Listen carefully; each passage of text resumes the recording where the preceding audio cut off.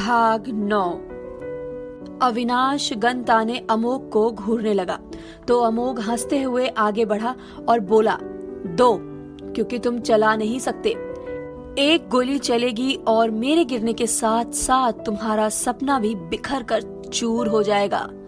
अमोघ ने आगे बढ़कर उसके हाथ से गन ले ली और बोला, अब जाओ, क्योंकि अमृता को ले जाने का ख्वाब आज तो पूरा नहीं हो पाएगा। अविनाश उसे घूरता रहा तो अमोघ ने नजर हटाकर अमृता की तरफ बढ़ते हुए कहा, बहुत कमजोर हो तुम।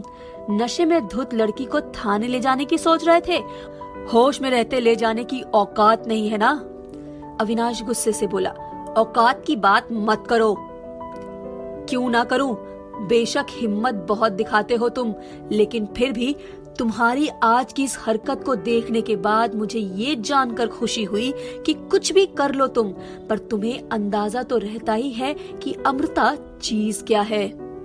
अविनाश ने अब अपना आखिरी दाव चला। कब तक रहोगे साथ? आज शोहरत मिस जोशी के कदम चूम रही है तो इसके साथ हो, लेकिन कल जब कोई और डॉन या गैंगस्टर जुर्म की दुनिया पर छा जाएगा तब देखना, इसे छोड़कर उसके साथ खड़े मिलोगे।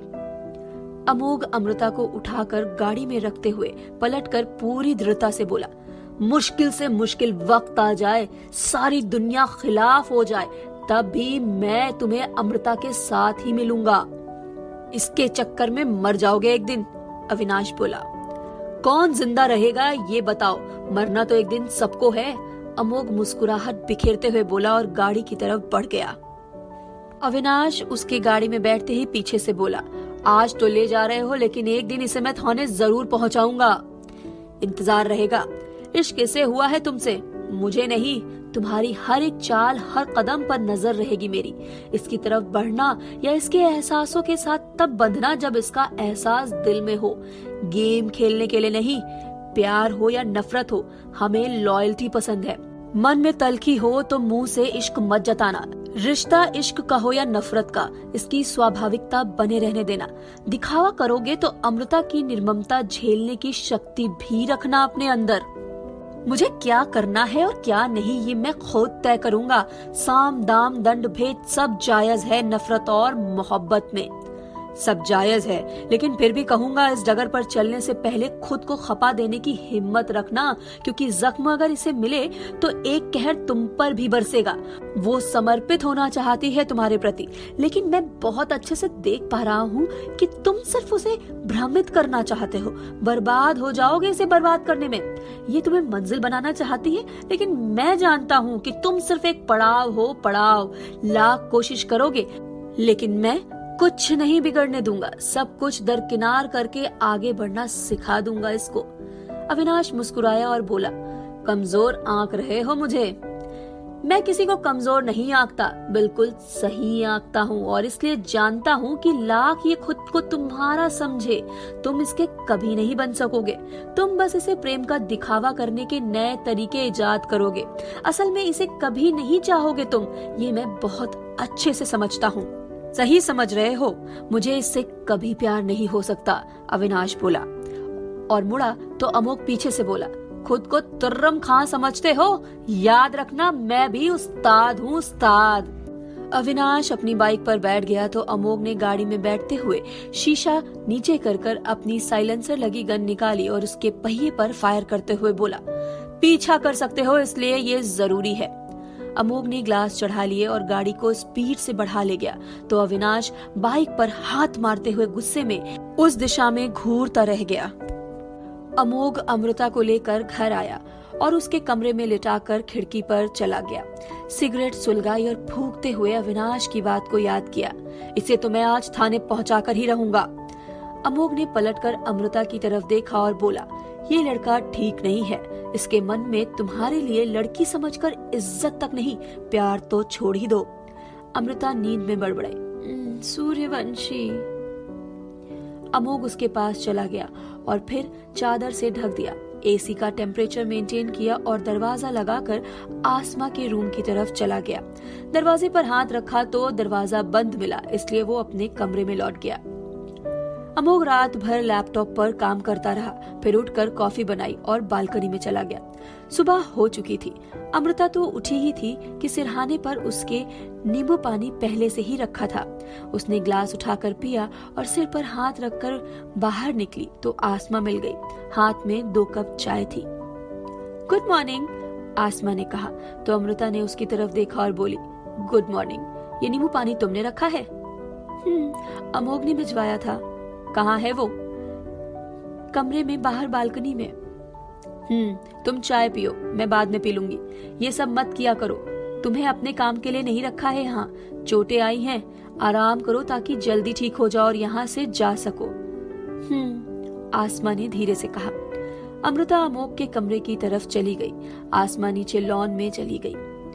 अमोघ कॉफी पीते हुए कप लेकर टर्न हुआ तो अमृता आती दिखाई दी। अमृता को देखकर उसने सोफे की तरफ इशारा किया और खुद भी अंदर बैठते हुए टेबल पर कप रख दिया। मैं घर कैसे आई? मैं तो अमृता ने बात अधूरी छोड़ दी तो अमोघ ने उसे पूरा करते हुए कहा, सूर्यवंशी के साथ थी। कल थोड़ी ज्यादा पी ली थी ठीक है, लेकिन बिना किसी के साथ अकेले जाना बाहर ठीक था? उससे क्या हो गया? मुझे क्या होगा? मैं किसी से निपटने को काफी हूँ। निपटने के लिए होश में होना जरूरी है, ना कि नशे में होना।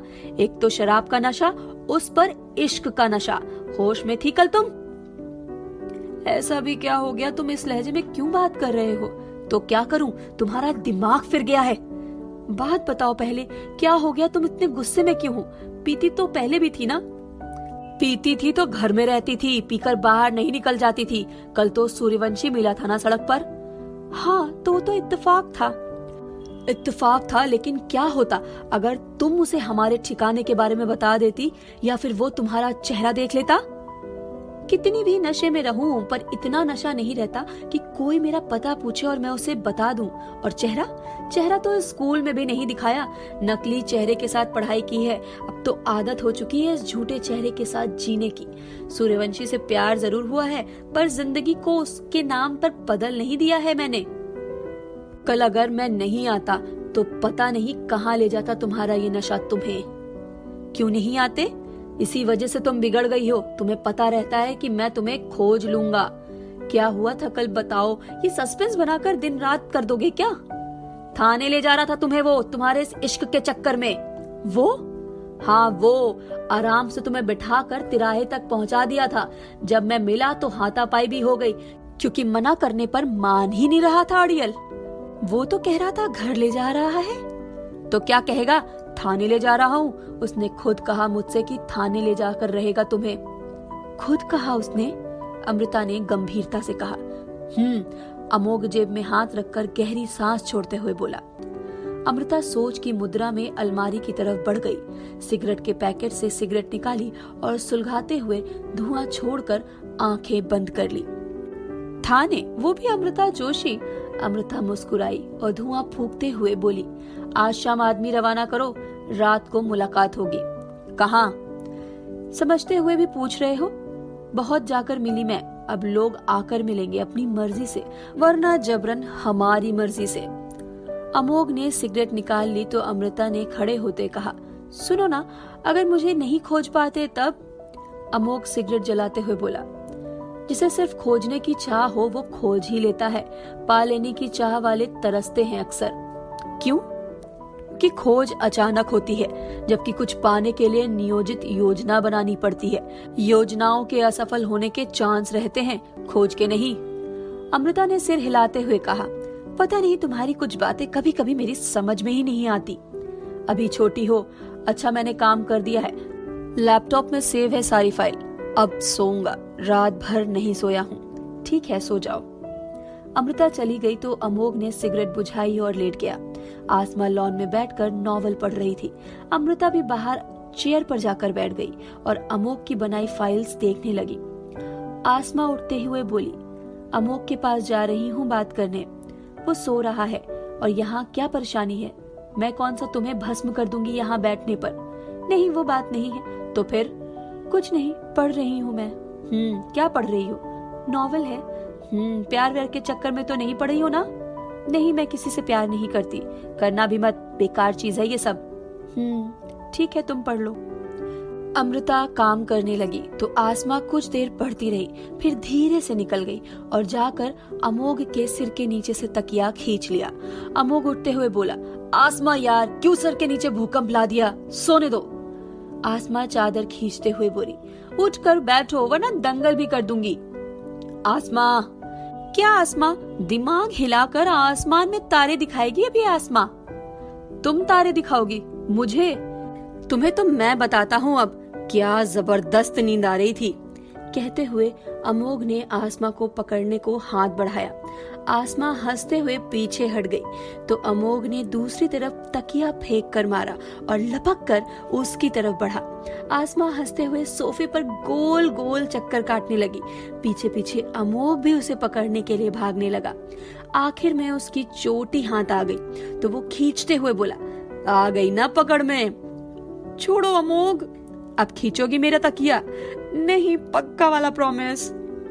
अमोघ ने उसकी चोटी छोड़ दी तो बाहर ये सब देखती हुई अमृता मुस्कुराते हुए हटकर लॉन में आ गई। कितना अच्छा लगता है बेफिक्र जीना, अमृता ने टहलते हुए कहा। फिर अविनाश की याद आई तो बैठते हुए बोली, मैं भरोसा करना चाह रही थी तुम पर, तुम तो साजिश करने लग गए सूर्यवंशी। तुम तो अपने मन के तहखाने में जहर भरकर बैठे हो मेरे लिए, और यहाँ मेरे मन के गलियारे हर वक्त तुम्हारे ख्याल में उधम मचाते रहते हैं। अदब से पेश आ रही हूँ तब तक आ रही हूँ, मिजाज बिगड़ा तो तपिश झेल नहीं पाओगे सूर्यवंशी।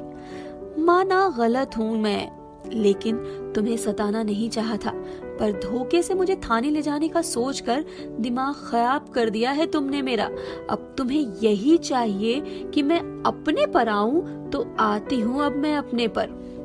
शाम ढलने पर आसमा को किसी और काम में उलझा छोड़ अमोघ निकल गया। कुछ घंटे बाद चाय की टिपरी से निकलते अविनाश को एकाएक पीछे से किसी ने पकड़कर रुमाल सूंघा दिया। जब अविनाश की आंख खुली तो उसने खुद को किसी नई जगह पर पाया। था तो हॉल ही, लेकिन बस नाम मात्र की चीजें थी वहाँ। अविनाश ने उठते ही खुद के हाथ पैर बंधे पाए तो उसने आवाज दी, कोई है? कौन लाया है मुझे यहाँ पर? कौन लाया था अविनाश को यूं रुमाल सुंघाकर? क्या अविनाश खुद को बचा पाएगा? क्यों हुई थी अविनाश की किडनैपिंग? क्या मकसद हो सकता है अविनाश को यूं किडनैप करने का? क्या अमृता ने किया है अविनाश का किडनैप, या अमृता ले रही है उस दिन के दिए धोखे का बदला अविनाश से? जानने के लिए सुनते रहिए इश्क, नशा या जहर, भाग 10। भाग 10। अविनाश चिल्ला रहा था कि मुझे यहाँ कौन लाया है। बाहर खड़े लोगों में से एक वहां से चला गया और कुछ ही देर बाद अमृता ने वहां कदम रखा और बोली, hello Suryavanshi. Hello my foot, हिम्मत कैसे हुई मुझे उठाने की? अविनाश ने गुस्से से बोला। अमृता भी उतनी ही तेज आवाज में बोली, आवाज नीचे। और क्यों?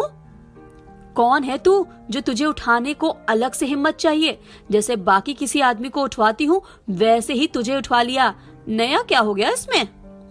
अविनाश ने उसकी तरफ निगाहें तरेर कर देखा तो अमृता भी उसकी निगाहों में देखती रही और बोली, उफ, ये तेरा तैश में आकर यूं देखना सूर्यवंशी, तेरी ये आंखें ही तो पागल कर देती है मुझे। अविनाश ने नफरत से निगाह हटा ली और चेहरा दूसरी तरफ फेर लिया तो अमृता ने उसका जबड़ा पकड़कर चेहरा अपनी तरफ करते हुए कहा, पर ऐसे क्यों देख रहा है? अच्छा नहीं लग रहा ना उठवा लिया तुझे तो? अविनाश ने बस नफरत भरी निगाहों से उसे घूरना जारी रखा, लेकिन बोला कुछ भी नहीं। तो अमृता बोली, मुझे भी नहीं अच्छा लगा था जब सुबह मुझे ये पता चला कि तुम मुझे थाने ले जाने की प्लानिंग कर रहे थे। बड़ा बुरा महसूस हो रहा है ना, क्योंकि तुमने तो सोचा होगा कि तुमसे इश्क हुआ है तो तुम स्पेशल हो, तुम्हारी गिनती कभी भी बाकी लोगों में नहीं की जाएगी। मुझे तुमसे हमेशा से यही उम्मीद थी। बिच्छू से उम्मीद की जाए कि वो डंक नहीं मारेगा तो ये उम्मीद करने वाले की बेवकूफी कही जाएगी। अच्छा, तो जो कल तुमने करने को सोचा था उसे चालाकी कहते हो? कहते हुए अमृता ने व्यंग से मुस्कुराया। तुम्हारा वो चमचा ना आता तो ये सवाल करने के लायक नहीं रहती। क्या होता क्या ना होता ये सब सोचने से अच्छा है कि वर्तमान में क्या हो रहा है उस पर फोकस करो। सुनसान सड़क पर अकेली क्या मिल गई तुम्हें? तुम्हें लगा कि तुम मुझे रुई की तरह फूंक मारकर जैसा मन चाहेगा वैसे उड़ा दोगे, जैसे बच्चे रुई को पकड़ के उड़ाते हैं। किस्मत अच्छी थी इसलिए जबान चल रही है, लेकिन कब तक? एक रोज तो जाओगी ही जेल में। गलत फहमी मत पालो सूर्यवंशी, अमृता जोशी का बाप कभी भी जेल नहीं गया था, न कभी अमृता जोशी जाएगी। वो मर जाएगी पर किसी की कैद में नहीं रहेगी। खुद किसी की कैद में नहीं रहना चाहती तो दूसरों को किस हक से कैद में रखती हो? अपने दम पर रखती हूँ, वो दम जिसे तुमने कम आंक लिया था। जरा सा झुक क्या गई तुम्हारे इश्क में? तुम तो भूल ही गए मेरी हस्ती क्या है। तुम्हारे इश्क में भरोसा कर कर तुम्हारी बाइक पर बैठी थी और तुम मुझे थाने ले जाने की सजा दे रहे थे। कल को तुम्हें किसी से इश्क हुआ और वो तुम्हारे एतबार की धज्जियां उड़ा दे तब? इश्क में जबरदस्ती नहीं चलती, जिससे होगा उसका दिल जीतूंगा, ना कि जबरदस्ती उसे खुद का इश्क कबूल करने के लिए मजबूर करूंगा। अगर इश्क को लेकर यही फलसफा है तो फिर मुझे भी मौका दो ना दिल जीतने का। तुमसे नफरत है मुझे। तुम्हारा चेहरा देखता हूँ तो मुझे लोगों की आहें सुनाई देती हैं, अपने दादाजी की जलती चिता दिखाई देती है। तुम्हारा चेहरा तकलीफ देता है मुझे।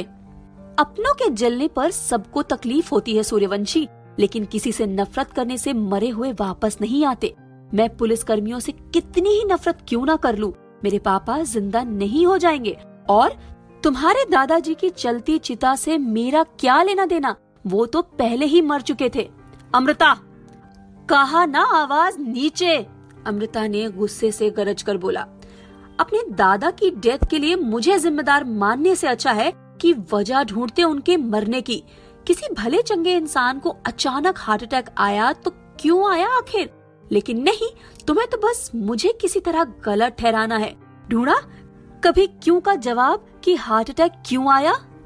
अविनाश उसे एकटक घूरने लगा और बोला, उनके हार्ट अटैक की कोई वजह हो या ना हो, तुम कुछ भी कर लो, मैं तुमसे प्यार नहीं कर सकता। अमृता मुस्कुरा कर बोली, मेरे प्यार की शिद्दत कहती है कि इश्क तो तुम्हें भी होगा मुझसे सूर्यवंशी। लड़कियां जब जरा नजदीक आती हैं तो लड़के दीवाने हो जाते हैं, थोड़ी दीवानगी जताते हैं, थोड़ी आशिकी करते हैं, ना कि गुस्सा। हमेशा गुस्सा ही जताते हो, कभी प्यार भी जताया करो। अविनाश चिढ़कर बोला, शिद्दत? जितनी शिद्दत तुम्हारे इश्क में है उतनी ही शिद्दत से मुझे कानून तोड़ने वालों से नफरत है। तुमसे इश्क होना नामुमकिन है। खूबियों भरे लोगों से तो सबको इश्क होता है, खामियों वाले शख्स से इश्क करने का जिगर चाहिए सूर्यवंशी। अमृता भी उसकी निगाहों में देखकर अपने अंदाज में बोली, तुम्हें लगता है मुझे कैद में रखकर इस तरह हक जताकर मुझे हासिल कर लोगी? रिश्ता कायम हो जाएगा ऐसे? कुछ रिश्ते हक ना जताने से खत्म हो जाते हैं सूर्यवंशी, इसलिए समय समय पर हक जताना भी बहुत जरूरी होता है। हक जताने या यूं कहूं कि इश्क करने के लिए कोई और कठपुतली ढूंढ लो जिसे अपने इशारे पर जैसे चाहो वैसे नचा सको। करो उसी से इश्क। अविनाश सूर्यवंशी तुम्हारी कठपुतली नहीं बनेगा। मारना है तो मार दो मुझे, वरना जाने दो, आजाद करो अपनी गिरफ्त से। तेरे सिवा किसी की तरफ नजर करूं अब तो मेरा ये जमीर गवारा नहीं देता। जमीर भी होता है क्या तुम जैसे लोगों का? सूर्यवंशी, जमीर तो सबका होता है, कुछ बेच देते हैं और कुछ नहीं बेचते। क्रिमिनल होने और सिविलियन होने से जमीर के होने या ना होने का कोई भी ताल्लुक नहीं होता है। देखो, तुम कुछ भी कह लो, मैं तुम्हें नहीं चाह सकता। मेरी नजर में तुम बुरी हो तो हो। बुरी हूँ तो हूँ, मानती हूँ मैं बुरी हूँ। दिखावे की शराफत नहीं मिलेगी। जो हूँ सामने हूँ, मुझ में मिलावट नहीं मिलेगी। तुम तो शरीफ हो, फिर कल धोखेबाजी से मुझे थाने ले जाने का ख्याल कैसे आया तुम्हें?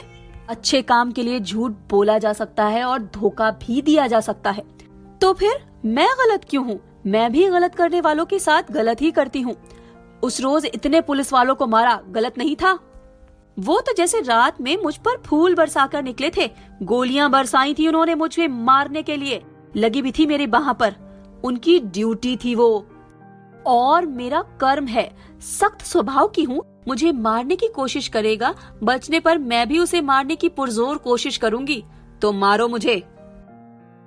इश्क ने हाथ रोक रखा है, वरना मुझसे ऊंची आवाज में बात करे इतनी औकात किसी की नहीं। पर याद रखना, अगर मेरा नहीं हो सकेगा तो किसी का नहीं हो सकेगा। इसे इश्क नहीं, जिद पूरा करने का जुनून कहते हैं। इसे इश्क की शिद्दत पर भरोसा कहते हैं। मुझे याद रखना चाहे या ना याद रखना, फिर भी मैं तुझे हमेशा याद रहूंगी सूर्यवंशी। दावे के साथ कहती हूँ, मुझसे मुलाकात के बाद अच्छा सोचो या बुरा सोचो, पर दिन में एक बार तो मैं तेरी सोच में जरूर आती होंगी। अविनाश ने मुंह फेर लिया तो अमृता बोली, सच्चाई छुपा रहे हो मुंह फेर कर। अविनाश कुछ नहीं बोला, बस कसमसा कर रह गया। तो अमृता बोली, अगर कोशिश करोगे मुझे समझने की, मुझे चाहने की, तो छोड़ दिए जाओगे। मैं ऐसा कुछ नहीं करूंगा। तो फिर रहो यहाँ ऐसे ही। अकड़ तोड़ने के तरीके मुझे बहुत अच्छे से आते हैं। कहते हुए अमृता उठ गई तो अविनाश बोला, जितनी तकलीफ देनी है देकर देख लो, मैं टूटने वालों में से नहीं। तुमसे गुजारिश नहीं करूंगा, अकड़ में ही रहूंगा। सारी हवाबाजी निकल जाएगी, रहो कुछ दिन। और वैसे भी गुरूर जचता है तुम पर सूर्यवंशी, आखिर मेरी पसंद हो। ये अलग बात है कि एतबार के लायक नहीं, पर लड़कर जीतना आदत है मेरी, और इस बार भी जीतूंगी। कहते हुए अमृता जाने के लिए बाहर दरवाजे की तरफ बढ़ी। हारोगी इस बार, अविनाश गुस्से से चीख कर बोला।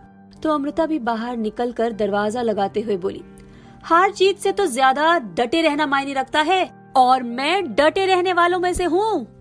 अविनाश गुस्से से झुंझला कर रह गया और बोला, हट साला, ये तो ऐसे लिपट गई है मुझसे जैसे चंदन के पेड़ से सांप लिपटता है। इसे झेलना बहुत मुश्किल है, ट्रेनिंग भी है, निकलना है मुझे कुछ दिनों में। पता नहीं उससे पहले छोड़ेगी भी या नहीं, या यही कैद रखेगी मुझे। अमृता बाहर कमरे से निकली और अमोक के पास आकर बोली, बहुत मारा है तुमने उसे, चेहरे पर स्पॉट्स बन गए हैं। तो क्या करता, बात ही ऐसी कह दी थी कि बर्दाश्त ही नहीं कर पाया। आगे से मत करना, अच्छा नहीं लगता मुझे। कहते हुए अमृता ने चेहरा फेरा तो अमोघ ने उसकी कलाई पकड़ते हुए सामने आकर कहा, चेहरे के दाग अच्छे नहीं लगे तो सामने खड़ा हूँ, ले लो बदला उसका, मारो मुझे। अमृता ने उसकी तरफ देखा और बोली, छोड़ो यार, उससे इश्क है इसलिए जख्म मन में कचोटते हैं, लेकिन तुमसे तो कुदरती लगाव है। तुम बहुत जरूरी हो मेरे लिए, तुम्हारे साथ ही तो जलवा है। मैं स्याह रात सी हूँ, और रात के लिए जितना जरूरी चांद है उतना ही जरूरी तारा भी है। ये बताओ चाहती क्या हो उससे? कि वो मुझे चाहे, जबरदस्ती से वो और दूर होगा, करीब ही कब है वो? तुम सिर्फ प्यार नहीं चाहती, अपने लिए तवज्जो भी चाहती हो उससे, अधिकार चाहती हो उस पर। हाँ तो चाहूंगी ही, स्वाभाविक सी चीज है। प्यार में अधिकार का भाव तो आ ही जाता है, गलत क्या है? गलत ये है कि तुम उसे जबरदस्ती अपने नाम का रिवीजन कराना चाह रही हो, जबकि वो तुमसे किनारा करना चाहता है। उसके चाहने से क्या होता है, होगा वो जो मैं चाहती हूँ। देखना बदल जाएगा उसका रवैया, एक दिन वो पड़ेगा मेरे इश्क में। अमोघ ने अब कुछ नहीं कहा और मन ही मन बोला, वो जैसा है वो वैसा ही रहेगा, हमेशा साजिश करेगा। बस चलता तो तुम्हें इश्क ना होने देता, पर अफसोस है कि कुछ चीजों पर बस ही नहीं चलता। अमृता ने अपने आदमियों से कहा कि कोई भी बंदी बनाए लड़के को खाना नहीं देगा।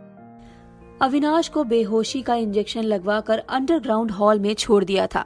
आसमा ने सुना तो सोचा कि किसे पकड़ लाई अब अमृता। आसमा दयालु स्वभाव की थी। रात में जब अमोघ लॉन में आया तो आसमा बोली, अब किसे किडनैप कर लिया तुम लोगों ने? तुम क्या करोगी जानकर?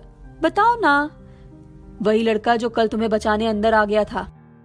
पर क्यों? उसने तो मदद की थी ना। आसमा परेशान सी बोली। कल मदद की थी, लेकिन वो अमृता को बुरा और गलत बोल रहा था, उसी की सजा मिली है। अच्छा। अमोघ ने आसमा को अंदर की तरफ जाने को कदम बढ़ाते देखा तो बोला, अच्छा तुम मिली दोबारा उस लड़के से जिससे बस में मिली थी? नहीं, मैं दोबारा उससे कभी नहीं मिली, कल बात करते हैं, आज मुझे बहुत नींद आ रही है, आसमा ने सहजता से कहा और चली गई। अमोघ भी अपने कमरे की तरफ बढ़ गया। रात में जब सब सोए थे तो कोई अंडरग्राउंड हॉल के दरवाजे की तरफ चुपके से बढ़ गया। धीरे से दरवाजा खोला और अंदर प्रवेश कर लिया। बेहोश अविनाश को एक इंजेक्शन लगाया और कुछ पल उसे देखने के बाद उसी तरह चला गया। अविनाश की बेहोशी कुछ देर बाद टूटी तो पास में रखी खाने की थाली देखकर गुस्से से थाली को सरकाया। तभी नीचे जमीन पर एक पर्ची मिली। अविनाश ने उसे उठाकर खोला तो उसमें से एक स्माइली निकली। अविनाश को बस की लड़की की याद आ गई और उसने स्माइली जेब में रखकर पर्ची पढ़ी। आपको मैंने एंटीडोट दिया है, प्लीज खाना खा लेना और थाली पीछे रखे सामान में टेबल के नीचे छिपा देना, वरना किसी को पता चलेगा तो मेरी शामत आ जाएगी। अविनाश ने खाना वापस अपने आगे खींच लिया और चुपचाप खा लिया। फिर थाली छिपाकर जमीन पर बैठ गया। मन ही मन बोला, वो लड़की बस वाली ही लड़की थी क्या? तो क्या वो अब इन लोगों के कब्जे में है? उसे उसके घर नहीं छोड़ा इन लोगों ने? बेचारी यहाँ कैसे रह रही होगी? अविनाश रात भर चुपचाप बैठा रहा। कहीं से भी निकलने की कोई जगह नहीं थी। उधर अमोघ भी खिड़की पर खड़ा सिगरेट फूंकता रहा और मन ही मन बोला, ये आसमा भी ना बेकार में पड़ रही है अमृता के काम में। क्या जरूरत है उसे खाना देने की? लेकिन इसका दयालु स्वभाव नहीं बदलेगा, जानते हुए भी कि कितना रिस्क है उसे खाना दे आई। अमृता सुबह उसी जगह गई तो अविनाश नीचे बैठा हुआ मिला। वो आगे बढ़ते हुए बोली, तो होश में आ गए हो? भूख लगी होगी ना? बहुत जोर से भूख लगी है, अविनाश ने कहा तो अमृता मुस्कुराई। तभी अविनाश आगे बोला, तुम्हें जेल की सलाखों के पीछे देखने की जोरदार भूख है मुझे, करोगी इस भूख को पूरा? अमृता ने उसकी आंखों में घूरते हुए देखा। चेहरे की मुस्कुराहट गायब हो गई थी और वो बोली, ये गुरूर और लहजा बर्दाश्त कर रही हूँ क्योंकि मेरी पसंद हो तुम, और अभी तो भूखे पेट रहते हुए बस एक ही दिन हुआ है ना, इसलिए गर्मी कम नहीं हुई। कुछ दिन जब पेट खाली होगा तब समझ जाओगे कि भूख सिर्फ खाने की ही होती है। मुझे हवालात की हवा खिलाने का ख्वाब छोड़ दो सूर्यवंशी, मैं ये ख्वाब कभी नहीं छोड़ूंगा। इस भूख को तो पूरा जरूर करूंगा मैं। मान जाओ सूर्यवंशी, सब्र की परीक्षा मत लो। सब्र तो मैं कर रहा हूँ मिस जोशी, अविनाश तल्ख लहजे में बोला। तुम्हें एक पल के लिए अपने आसपास बर्दाश्त नहीं कर सकता, लेकिन अनफॉर्चुनेटली मेरे पास तुम खड़ी हो। अमृता उसकी बात सुनकर गुस्से में उसका कॉलर पकड़ते हुए बोली, खुद के साथ बुरे बर्ताव के जिम्मेदार तुम खुद बन रहे हो। कितना भी दिमाग चला लो, यहाँ से तब तक नहीं जा पाओगे जब तक मैं नहीं चाहूंगी। अब क्या करेगा अविनाश? कैसे बाहर निकलेगा वो अमृता की कैद से? क्या होगा जब अमृता को पता चलेगा कि आसमा ने रात को चुपके से अविनाश को खाना दिया था? जानने के लिए सुनते रहिए इश्क, नशा या जहर, भाग 11। भाग 11। अविनाश अभी भी अमृता की कैद में था। अविनाश ने एक नजर कॉलर पर मौजूद उसके हाथ की तरफ देखा और बोला, मैं कोई फरियाद नहीं करने वाला तुम्हारे आगे। क्या करोगी? पिटवाओगी मुझे? भेजो अपने पीछे खड़े आदमियों को और 2 आदेश मुझे मारने का। मरने तक भी पीटेंगे ना तो भी मैं नहीं कहूंगा कि तुमसे इश्क है मुझे। समझ आ गई ये बात कि नहीं? अमृता ने कॉलर छोड़ दिया और तैश में बोली, तो आदेश दूं मैं अपने आदमियों को तुम्हें मारने का? तुम्हारी यही ख्वाहिश है तो यही सही। सुनो, मारो इसे और तब तक मारना जब तक ये लहू लुहान न हो जाए। मारो। अमृता हट गई और अमृता के आदमियों ने अविनाश को मारना शुरू कर दिया। अविनाश वहीं शुरुआत में लड़ा, लेकिन फिर ज्यादा आदमियों के आगे कमजोर पड़ गया। वो जमीन पर निढाल सा गिर गया तो अमृता के आदमियों ने उसे छोड़ दिया। उधर अमृता सिगरेट पिए जा रही थी तो आसमा आकर साथ में खड़ी हो गई। यहाँ क्या कर रही हो? जाओ अपने कमरे में। अब उसको पड़ती चोट की वजह से मन हलचल बर्दाश्त नहीं कर पा रहा है तो क्यों कर रही हो ऐसा? खबरदार, कहा ना मेरे मामलों से दूर रहो। रहती दूर, पर वो मुझे बचाने आया था उस रोज। तो मर मिटी उस पर, बचाने तो मैं और अमोघ भी आए थे। मरी नहीं हूँ, लेकिन ऐसी बेदर्दी से किसी को बेवजह मारना सही नहीं है अमृता। तो मैंने कब कहा कि सही है? अमृता जोशी लड़की ही गलत है तो काम कैसे सही कर सकती है? आसमा को अमृता के चेहरे पर अभिमान और निरंकुशता नजर आई तो वो डर कर चुपचाप पलटी और चली गई। उसके जाते ही अमृता ने पैक बनाकर पीते हुए ग्लास फर्श पर पटक दिया और चीखी, क्यों मजबूर करता है सूर्यवंशी, क्यों? उसने अब बोतल को मुंह से लगा लिया और चीख कर बोली, बाहर जो कोई भी है कान खोल कर सुन ले। अगर जान प्यारी है तो आज मेरे पास कोई नहीं आएगा, कोई नहीं। दरवाजे के बाहर मौजूद अमोघ दरवाजे से ही लौट गया। अमृता की खनखनाती हंसी कमरे में गूंज गई। वो हंसते हुए बोली, प्यार हो गया है मुझे, करने लगी हूँ तुझसे प्यार, पर समझने को तैयार ही नहीं है तू। खुद जिम्मेदार है तू सूर्यवंशी, खुद जिम्मेदार अपनी हालत का। कहा था ना मैंने कि कोशिश कर मुझे चाहने की, पर तू नहीं माना। तू तो मुझे दुनिया की सबसे गंदी लड़की समझता है, सबसे गलत समझता है। नहीं हूँ मैं सबसे गलत, तेरी हिकारत भरी नजरें मुझे बर्दाश्त नहीं होती सूर्यवंशी। तुझे अपने प्यार के लायक समझा, लेकिन तुझे प्यार नहीं चाहिए, इसी लायक है तू। अब तो कलेजे को ठंडक मिल रही होगी ना तेरे। नहीं देख सकती तुझे इस हालत में, लेकिन तू मजबूर कर देता है आपा खोने पर। अमृता बिस्तर पर लेट गई और नशे में बेसुध हो गई, तो दूसरी तरफ बेसुध पड़े अविनाश को एक इंजेक्शन की चुभन महसूस हुई और फिर अपने जख्मों पर रुई का दबाव महसूस हुआ। उसने आंखें खोलनी चाहिए पर खोल नहीं पाया। वो बेहोशी में भी बड़बड़ाया, छोड़ो मुझे, नहीं लगवाना मरहम, जाओ यहाँ से, जाओ। आसमा उसके जख्मों पर मरहम लगाकर जैसे ही बाहर निकली तो अमोघ ने उसका हाथ पकड़ा और अपने कमरे में ले गया। दिमाग खराब हो गया है तुम्हारा। दिमाग मेरा खराब हुआ है या तुम लोगों का? कितनी बुरी तरीके से मारा है उस बेचारे को, नील उभरे हैं, खून रिस रहा है। तो तुम्हें क्या फर्क पड़ता है? क्या चाहती हो तुम कि तुम्हारा भी यही हाल करे अमृता? तो खड़े क्यों हो, जाओ ना, जाकर बता दो अमृता को। मैं नहीं बता रहा हूँ यार, लेकिन ये क्यों कर रही हो तुम? उसके खिलाफ जाकर एक अजनबी लड़की की मदद क्यों कर रही हो?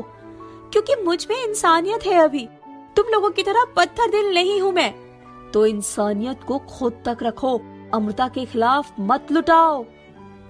मैं जो सही समझूंगी वही करूंगी, जैसे तुम लोग जो सही समझते हो वो ही करते हो। ठीक है, मारो खुद के पैरों पे कुल्हाड़ी। किसी रोज तुम्हारे ये भलमनसाहत ही तुम्हें महंगी पड़ने वाली है, देख लेना। हाँ, देख लूंगी मैं, जो भी होगा देख लोगी। दुनिया बहुत जालिम है, जैसे खुद बन गए हो तुम लोग, वैसे ही तुम्हें दुनिया भी नजर आती है। आसमा, क्या हुआ? चीख कर क्यों रुक गए? हाथ भी उठा लेते। अमोघ उसे घूरता रहा, फिर बोला, जानती क्या हो तुम? कुछ भी नहीं। जिस पर अपनी मानवता दिखाने चली हो, क्या पता कि वो तुम्हें और तुम्हारी अच्छाई का ही जरिया बनाकर अमृता को हवालात तक पहुंचा दे। क्यों करेगा वो ऐसा? उसे क्या पड़ी अमृता से पंगा लेने की? उसे क्या पड़ी ये तो वो समझे, लेकिन तुम्हें क्यों पड़ी है उसकी? क्यों इतनी फिक्र है? क्यों इतनी परवाह दिखा रही हो? यहाँ तक कि बहस भी कर रही हो।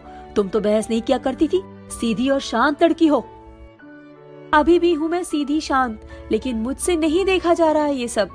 तो रहो ना अपने कमरे में, हम तो चाहते ही यही हैं कि तुम दूर रहो इन सब मामलों से।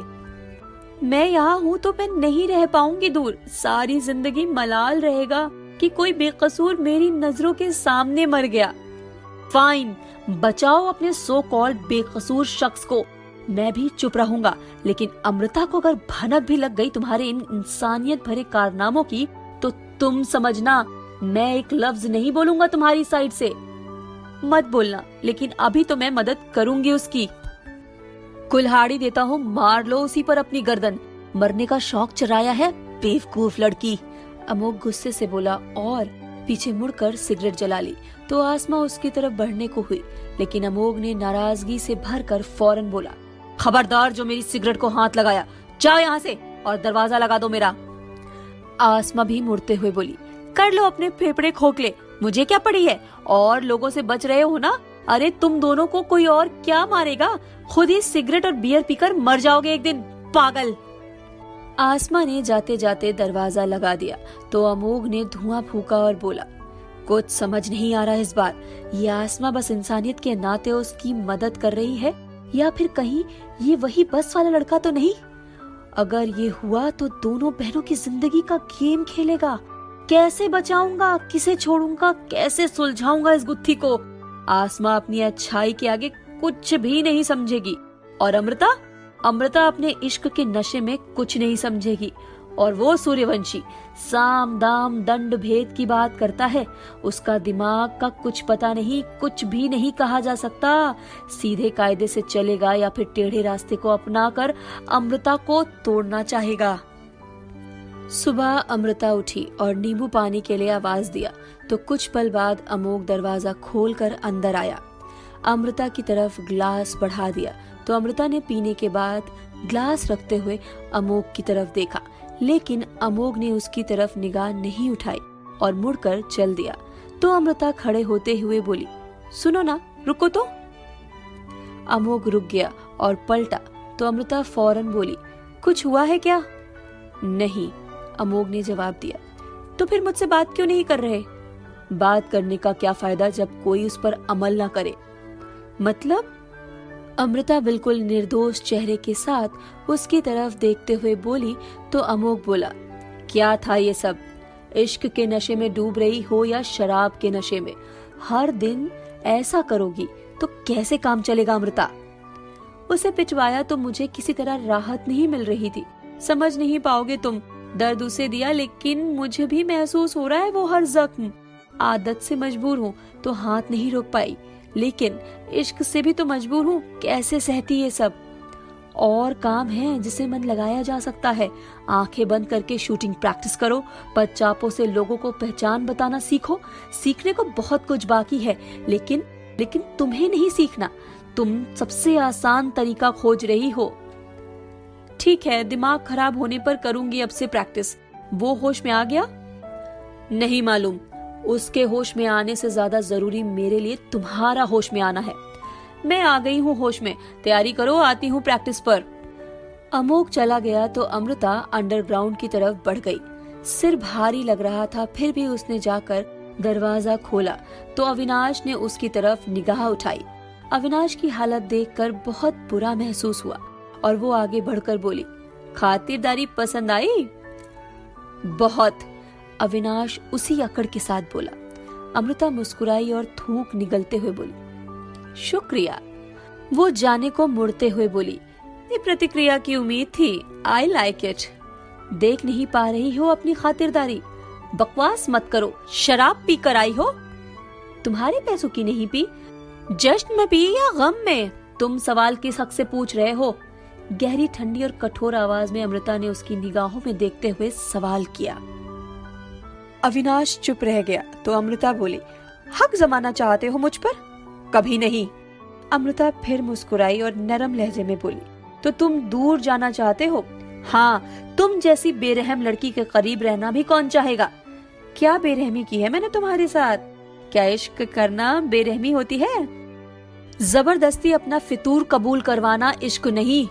फितूर नहीं, इश्क है, और जब तक है तभी तक है। दीवार खड़ी करना चाहते हो ना नफरत की, पर अभी मैं तोड़ने की कोशिश कर रही हूँ।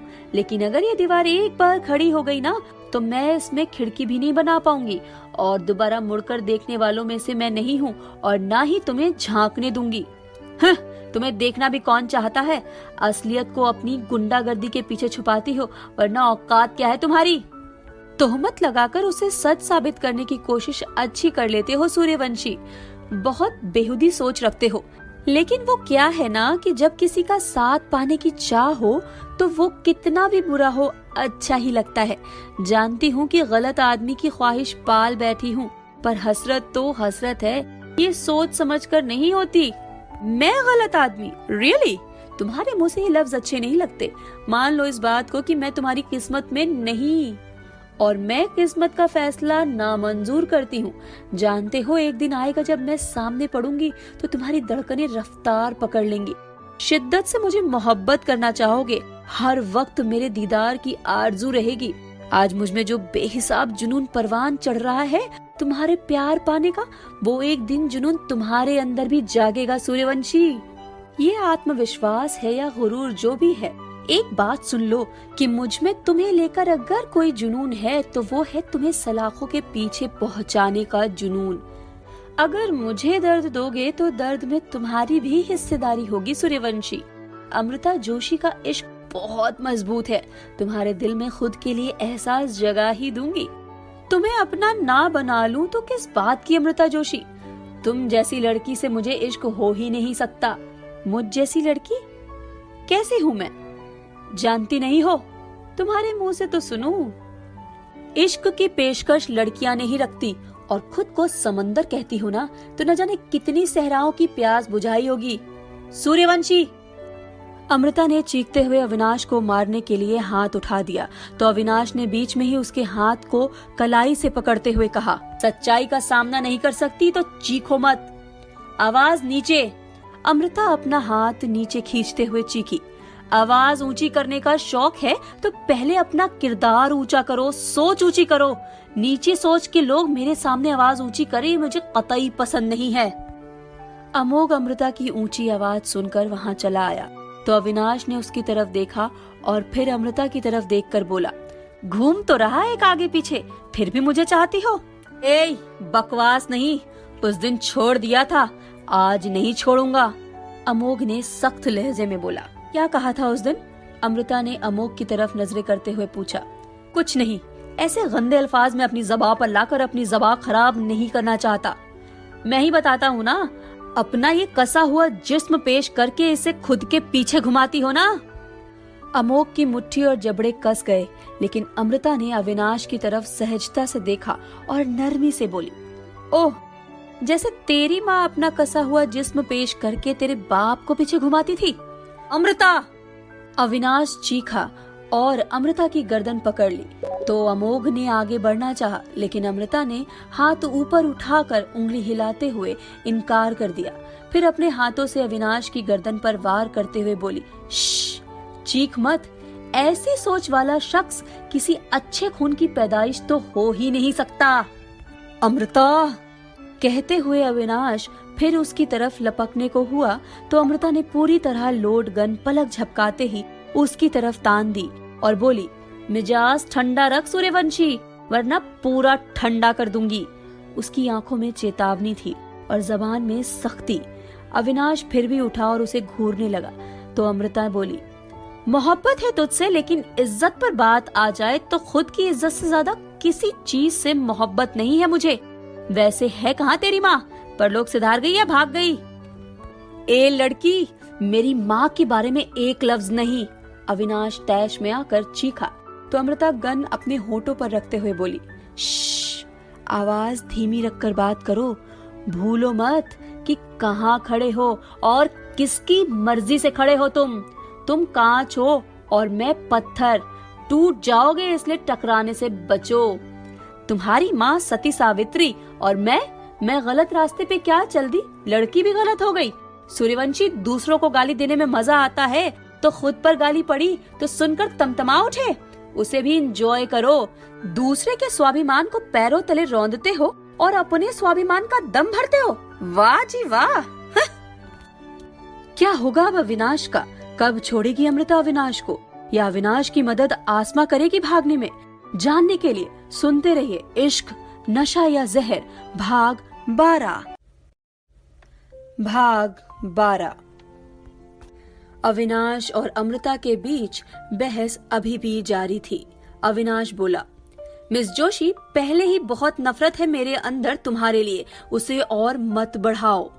और तुम मेरे सब्र की परीक्षा मत लो सूर्यवंशी, मुझे बार बार मत आजमाओ। इश्क है तो रहने दो इश्क, नफरत पे उतरी तो जिंदगी उलझा कर रख दूंगी तुम्हारी। उधर हॉल में आसमा सॉन्ग सुनते हुए काम कर रही थी। सॉन्ग की आवाज यहाँ तक आ रही थी, बच के तू रहना रे, बच के तू रहना, नहीं दूजा मौका मिलेगा संभलना, कहीं भी छुपाओ तुझे ढूंढ लेगा, ये है इश्क समझा, तुझे कर ही देगा खलास। गाने के बोल सुनकर अमृता मुस्कुराई तो अविनाश का मन और भी जहर से भर उठा और बोला, परफेक्ट सॉन्ग है ना, तुमको सूट करता हुआ। पर जो लड़की सिर्फ और सिर्फ दिल जलाती है उससे मोहब्बत नहीं की जा सकती। अमृता अपने बालों में हाथ फेरते हुए बोली, चाय के शौकीन हो फिर भी कुछ नहीं सीखा। कप का बदन जलाती है चाय, लेकिन फिर भी कप उसे खुद के अंदर संभालता है, क्योंकि मोहब्बत है जनाब। तुम्हारी जीभ जलाती है चाय, फिर भी घूंट भरते हो क्योंकि इश्क है जनाब। तो फिर दिल जलाने पर मुझसे इश्क क्यों नहीं संभव?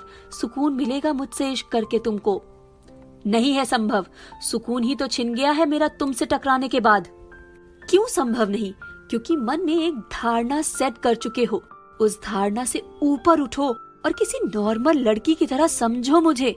तुम लड़की नहीं हो, जहर हो जो बेवजह जिंदगी में घुल गई है मेरे।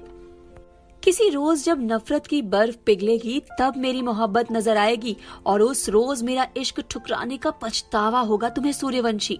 लेकिन फिर बस पछतावा ही रह जाएगा तुम्हारी जिंदगी में, अमृता जोशी नहीं। और सुनो, दगाबाजी करने वालों के लिए जहर नहीं अमृता जोशी, कहर है। प्यार का दावा किया था तो शिद्दत से अपना प्यार निभाएगी, पर सामने वाले को प्रेम में डूबना होगा, क्योंकि अगर नफरत की गांठ पड़ी तो वो गांठ फिर कोई नहीं खोल सकेगा। तुम धमकाती हो या इजहार करती हो? नहीं आता मुझे सलीका, जो लहजा है वो है। मुझे बस इश्क करना आता है, जताना नहीं। नियम कानून मैं किसी भी फील्ड को नहीं जानती और ना मानती हूँ। मैं मेरा अपना तरीका है और मैं अपने तरीके के अनुसार ही चलती हूँ। अमृता अब अपनी बात कहकर बाहर चल दी और अमोघ को भी इशारा किया, वो भी साथ बाहर निकल गया। अविनाश सोच में डूब गया।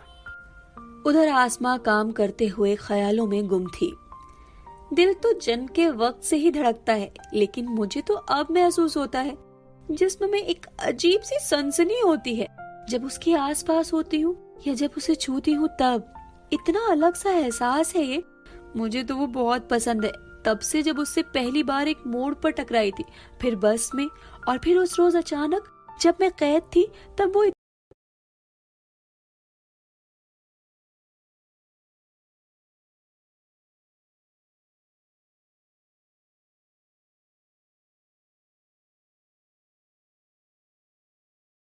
इतने खतरे के बीच निडरता से आ गया था।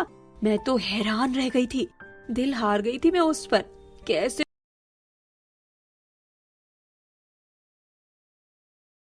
लगता है अमृता कहीं कुछ कर ना दे उसे खोने के ख्याल से ही लगता है जैसे कुछ बचा ही नहीं है मेरे जिस्म में। सब खाली सा लगने लगता है, अधूरा लगता है। ये सब कुछ पहली बार हो रहा है, लग रहा है जैसे कि मैं किसी और दुनिया में पहुंच गई हूँ। आसमा ने अब दूसरा सॉन्ग लगा दिया और कॉफी की चुस्कियां लेने लगी।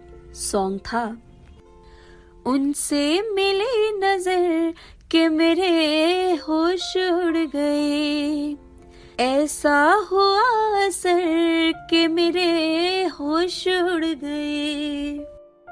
अमोघ अमृता अब अविनाश के पास से हटकर प्रैक्टिस के लिए पहुंच गए तो अमोघ ने अमृता की आंख पर पट्टी बांध दी।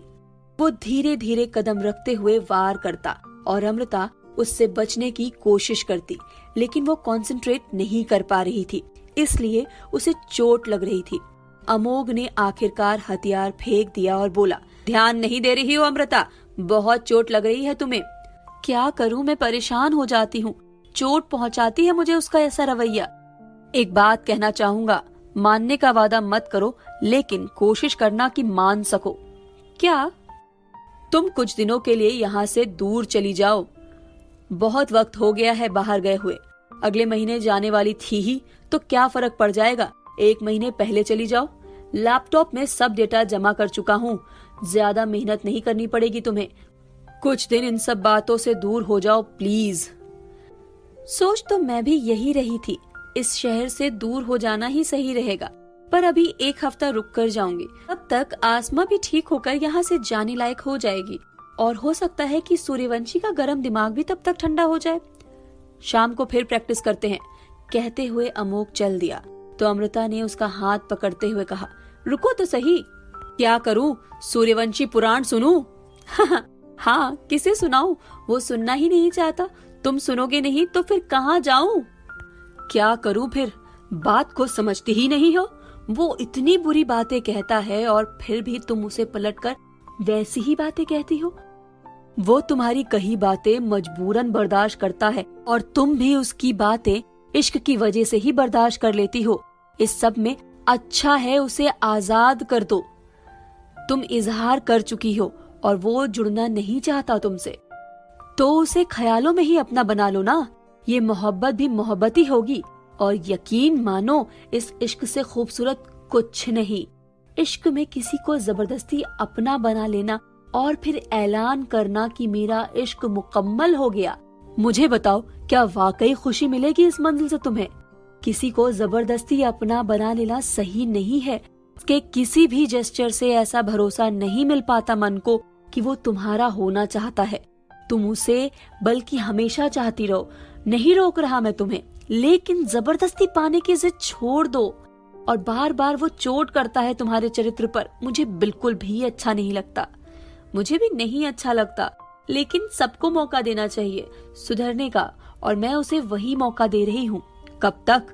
जब तक यहाँ हूँ, यानी 1 हफ्ता। हाँ, फिर उसे रिहा कर दूंगी यहाँ से। अगर मिलना होगा तो फिर मिलेंगे हम दोनों किसी राह पर। उससे खफा हो जाऊं तो भी उसका इश्क मेरे दिल में रहेगा, क्योंकि वो पहली मोहब्बत है मेरी। कुछ लोग जिंदगी से जाने के बाद भी नहीं जाते। ऐसे ही लोगों में शामिल हो गया है वो मेरे लिए। वो चाहे कहीं भी चला जाए, मेरे जहन से कहीं नहीं जाएगा। सही कहते हो, बहुत बुरी बातें कहता है मुझे, फिर भी उससे यहाँ रखा है। जानते हो क्यों? क्यों? क्योंकि मुझे किसी को मॉडिफाई करके इश्क नहीं करना।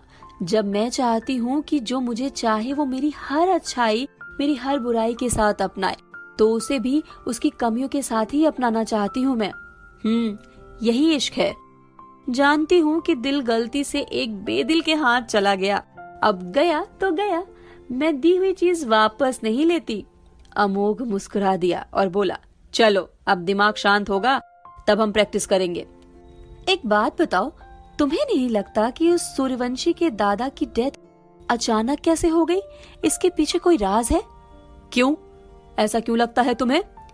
क्योंकि वो इंसान जो सरहद पर रहकर दुश्मनों को हार्ट अटैक देता हो, जो मुझसे खौफ खाने की बजाय मुझे पकड़वाने के लिए पुलिस बुलवा सकता हो, उसे अचानक क्यों हार्ट अटैक आने का मतलब नहीं बनता।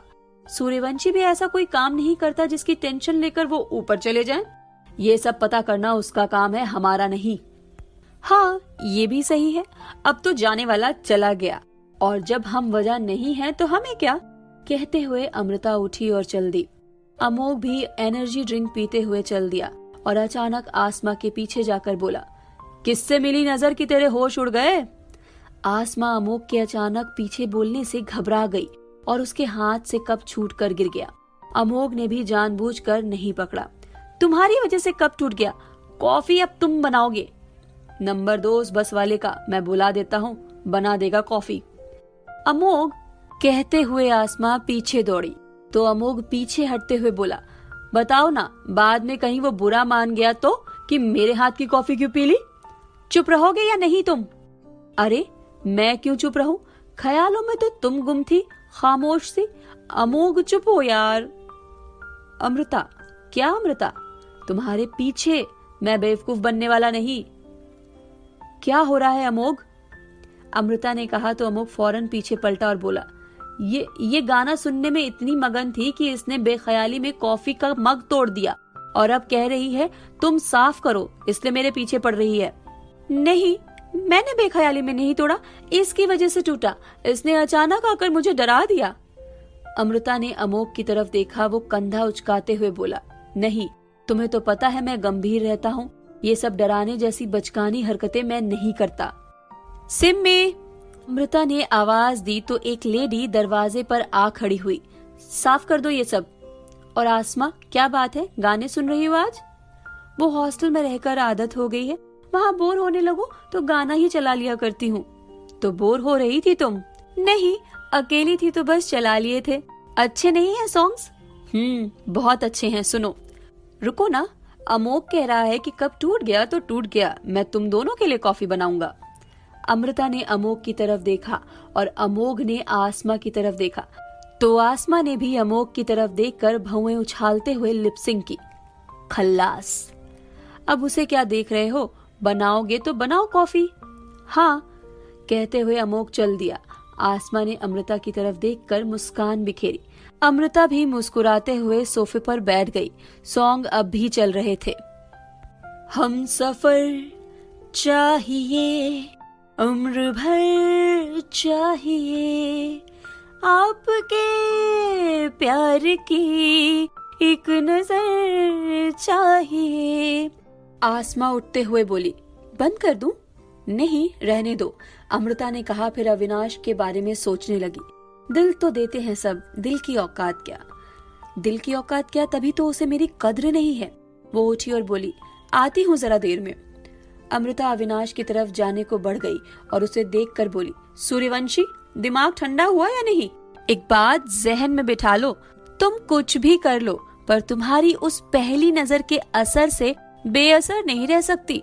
मैं तुम्हें भूल नहीं सकती और ये आंखें अब तुम्हारे सिवाय किसी और पर टिक भी नहीं सकती। अविनाश मुंह फेरते हुए बोला, अगर ऐसा है तो दिल से बद्दुआ है मेरी कि ऐसा कुछ हो कि तुम्हारी आंखें ही ना रहे तुम्हारे पास जिनसे तुमने मुझे देखा था। अमृता ने आंखें बंद कर ली और मुस्कुराई। सूर्यवंशी, अपने इश्क की दी दुआएं और तोहफे तो सभी कबूल करते हैं, पर मुझे तेरी तरफ से अभी कुछ और मिलने की संभावनाएं तो दिख नहीं रही, इसलिए तेरी बद्दुआ भी कबूल है।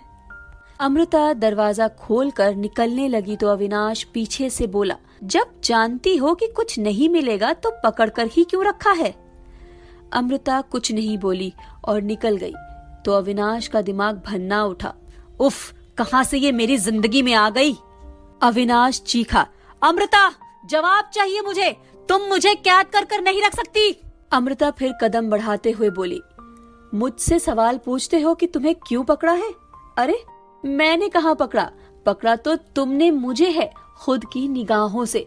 शुरुआत तुमने की थी पकड़ने की, फिर भी मैंने तुमसे कभी सवाल नहीं पूछा। और सूर्यवंशी, बद्दुआ करते हो कि मेरी आंखें ना रहें, तो तुम्हें देखने के लिए निगाहों का होना जरूरी नहीं।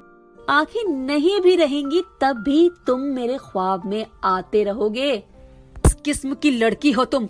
बार बार मेरे इनकार करने के बाद भी इस तरह से बात करती हो? इतनी बेहयाई, इतनी बेशर्मी लाती कहाँ से हो तुम? हाँ हूँ मैं बेशरम, बेहया। हयादार लड़कियों को कौन सा ये दुनिया वाले सोने में जड़वा देते हैं। उन पर भी तो हर बात के लिए बेहयाई की तोहमतें लगती रहती हैं। वो सिर झुकाए सफाई देती रहती हैं। मुझे वैसा बनना ही नहीं है। मैं खुश हूँ कि मैं इस किस्म की हूँ जिस किस्म की बाकी नहीं है। देखो, तुम खुद को बर्बाद कर चुकी हो, पर मुझे बर्बाद होने का कोई शौक नहीं। बार बार कह रहा हूँ, मेरी नजर में तुम गलत हो। समझ क्यों नहीं आता तुम्हें? हर बार इतना जलील होकर भी तुम ये एटीट्यूड लाती कहाँ से हो? गलत हूँ तो हूँ, गलत से गलत इंसान भी किसी न किसी के लिए सही जरूर होता है, और सही से सही इंसान भी किसी न किसी शख्स की नजर में बुरा जरूर होता है। फिर वही बकवास, क्या चाहती हो मुझसे? तुमसे तुमको जीतना, और मैं खुद को तुम पर हारने वाला नहीं। कभी कभार हार कर भी सुकून मिलता है, ट्राई करो। सही कहा, लेकिन तब जब सामने वाला वो शख्स हो जिससे हार कर हमें खुशी हो, और तुम मेरे लिए वो शख्स नहीं हो। बन जाऊंगी एक दिन। इतना ओवर कॉन्फिडेंस? क्या ये ओवर कॉन्फिडेंस है? क्या अमृता अविनाश के दिल में अपने लिए प्यार जगा पाएगी? जानने के लिए सुनते रहिए इश्क, नशा या जहर, भाग